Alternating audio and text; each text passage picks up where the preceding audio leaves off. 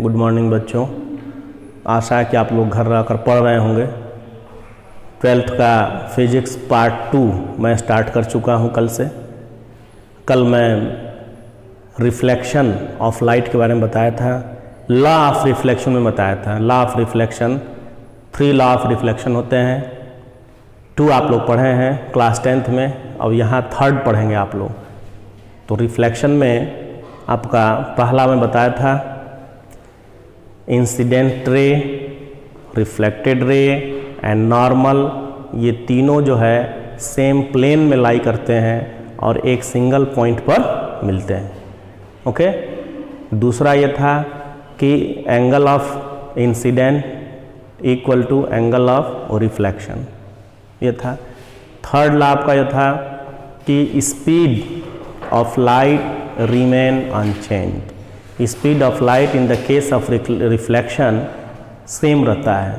इसका मतलब यह है कि इंसिडेंट रे का जो स्पीड है वही स्पीड आपका रिफ्लेक्टेड रे का होगा। ठीक है। अब आइए आप लोगों को बता दें मिरर के बारे में। मिरर क्या होता है? तो मिरर 2 तरह के हो गए, एक है प्लेन मिरर और एक होता है स्फेरिकल मिरर। प्लेन मिरर आपका, जैसे ये प्लेन मिरर है, प्लेन मिरर जो होता है एक ग्लास, प्लेन ग्लास का एक सरफेस, उसको पॉलिश्ड कर दिया जाता है और दूसरा सरफेस अनपॉलिश्ड होता है, स्मूथ होता है। इस पर अगर किसी एंगल पर लाइट रे इंसिडेंट करें तो जिस एंगल से आता है, इधर जो एंगल होगा उसी एंगल से ये बाउंस बैक हो जाते हैं उसी सेम मीडियम में। मतलब ये दोनों एंगल आपके इक्वल होते हैं, ऐसे होगा। अब इसमें एक यह है कि अगर इस एंगल को बढ़ाते जाएं, मतलब नॉर्मली अगर इस पर इंसिडेंट करता हो, कोई लाइट रे अगर नॉर्मली इंसिडेंट करे तब वो कहाँ जाएगा?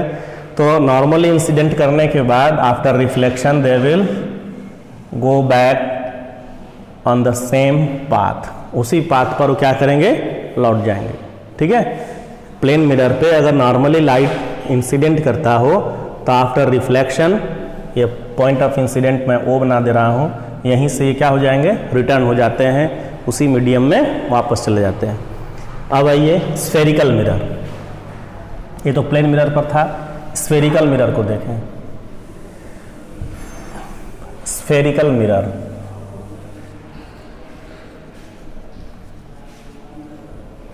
स्फेरिकल मिरर, स्फेरिकल मिरर में क्या होता है? स्फेरिकल मिरर जो होता है ये ग्लास का कोई हॉलो स्फीयर होता है।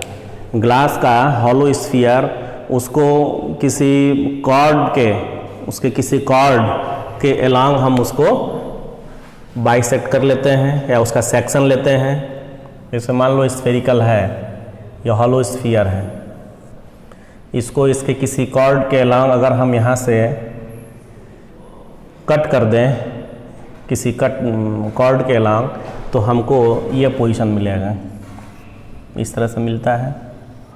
ये पोजीशन हमको मान लो मिलेगी। अब दोनों ओर इसका अंदर वाला पोर्शन जो बेंड है और बाहर वाला जो पोर्शन है जो निकला हुआ है, उभरा हुआ है, दोनों स्मूथ होता है।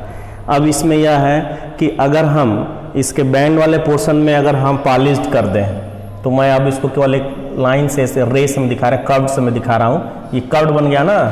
ऐसे मैं इसको किसी कॉर्ड के लंग जब काट दिया तो जो शेप बना ऐसे कर्व बनेगा। अगर हम इधर पॉलिश्ड कर दें, इसके दबे हुए हिस्से में अगर मैं पॉलिश कर दूं तो स्मूथ सरफेस ये हो गया, इधर पॉलिश्ड कर दिया गया। अब यह सरफेस रिफ्लेक्टेड सरफेस हो जाएगा, ये रिफ्लेक्टेड सरफेस हो जाएगा।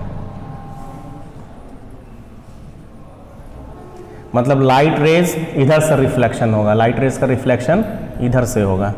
ये लाइट रेज ऐसे आए, यहाँ पर इंसिडेंट किए और ऐसे मुड़ जाएंगे, मूव कर जाएंगे। दूसरा, अगर हम इसके निकले हुए हिस्से में, इसको कॉन्वेक्स पोर्शन कहेंगे। अगर हम पॉलिश्ड कर दें,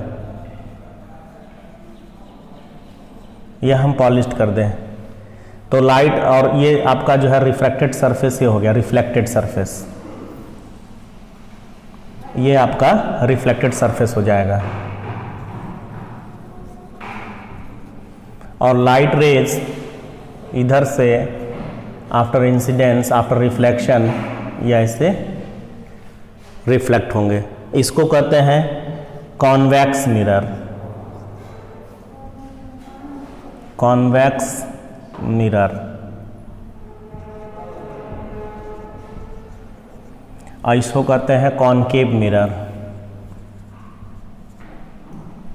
इस कॉन्वेक्स मिरर का एक और नाम है डाइवर्जेंट मिरर। डाइवर्जेंट भी कहते हैं क्योंकि ये आफ्टर रिफ्लेक्शन लाइट रेज को डाइवर्ज कर देते हैं, फैला देते हैं, इसलिए इसको डाइवर्जेंट मिरर भी कहते हैं। और कॉनकेव मिरर को हम कन्वर्जेंट मिरर भी कहते हैं। इसको कॉनकेव कहें या कन्वर्जेंट, क्योंकि after reflection light rays converge करेंगे, किसी पॉइंट पर मिलेंगे। और क्यों होता है यह भी मैं इसके बाद बताऊंगा, पहले कुछ इसमें इंपॉर्टेंट चीज़ में बता दूं। एक और चीज़ है, जिस कॉर्ड से इसको काटा गया तो ये जो हाइट होती है, ये जो हाइट है, इस हाइट को एपर्चर कहते हैं। एपर्चर, इस हाइट को एपर्चर कहते हैं। यह हाइट जितनी अधिक होगी उतना ही इस पर लाइट रेज इंसिडेंट कर पाएंगे। ओके, आगे देखें, इसमें मिरर से संबंध रिलेटेड कुछ पॉइंट्स देखा जाए। मिरर से रिलेटेड कुछ पॉइंट्स आप देखो।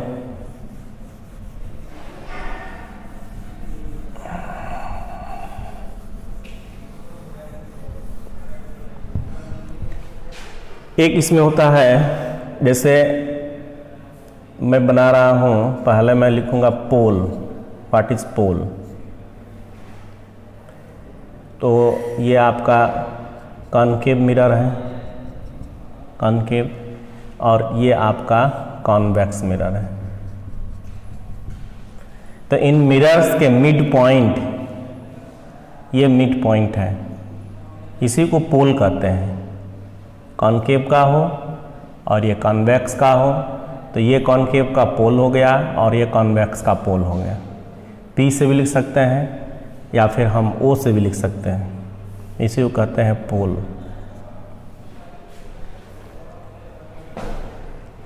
फिर इसमें होता है centre of curvature. Centre of curvature and radius of curvature. Curvature, centre of curvature and radius of curvature क्या होता है? ये जो स्फेरिकल मिरर है, स्फेरिकल मिरर बोलें या कर्व्ड मिरर बोलें, ये स्फेरिकल मिरर या कर्व्ड मिरर, इसको जिस स्फीयर से, हॉलो स्फीयर से कट किया था, जैसे मान लो ये हॉलो स्फीयर है, इस स्फीयर से कट किए थे, तो इसका जो सेंटर है, इसी को ही हम इस स्फेरिकल मिरर का सेंटर ऑफ कर्वेचर कहेंगे। ठीक है, तो ये सेंटर ऑफ कर्वेचर, जैसे मान लीजिए अगर ये कॉनकेव है तो यहाँ कहीं इसका सेंटर ऑफ कर्वेचर होगा, ये पोल है। और सेंटर ऑफ कर्वेचर और पोल का बीच का जो डिस्टेंस है, यही आपका रेडियस ऑफ कर्वेचर होता है। कहने का मतलब यह है, स्फेरिकल मिरर को जिस हॉलो स्फीयर से बनाया जाता है, उसको किसी कॉर्ड के लॉन्ग काट करके हम निकालते हैं, उसको स्फेरिकल मिरर बनाते हैं या कर्व्ड मिरर बोले, तो उस हॉलो स्फीयर के सेंटर को हम इसका सेंटर ऑफ कर्वेचर कहते हैं, और उस हॉलो स्फीयर के रेडियस को हम इसका रेडियस ऑफ कर्वेचर कहते हैं। रेडियस ऑफ कर्वेचर को कैपिटल R से हम डिनोट करते हैं। ओके, इसी तरह से आपका कॉन्वेक्स मिरर का भी होगा। अगर कॉन्वेक्स मिरर हो ये, तो इसका सेंटर ऑफ कर्वेचर किधर होगा?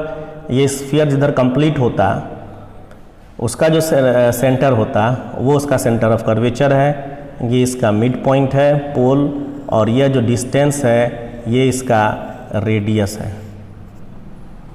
ओके, इतना क्लियर है। और आओ आगे देखें इसमें।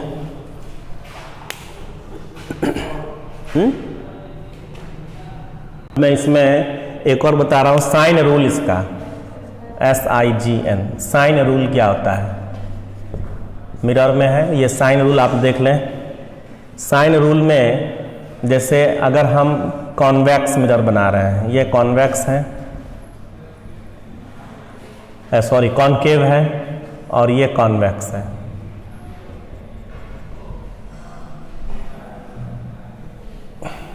यहाँ बना दें, ये आपका कॉन्वेक्स है, ये कॉनकेव और ये कॉन्वेक्स। इसमें एक चीज़ ये ध्यान देंगे, ऑब्जेक्ट हमेशा लेफ्ट साइड में रखेंगे। आपका जो लेफ्ट हैंड है, लेफ्ट साइड में इधर ऑब्जेक्ट रखा जाता है। ऑब्जेक्ट को हमेशा हम नेगेटिव में रखते हैं, ये नेगेटिव डायरेक्शन है, इधर पॉजिटिव डायरेक्शन है। उसी तरह से कॉनकेव कॉन्वेक्स का भी हो जाएगा। इसका सेंटर ऑफ कर्वेचर इधर है, इसलिए मैंने इसको ऐसे कंप्लीट कर दिया।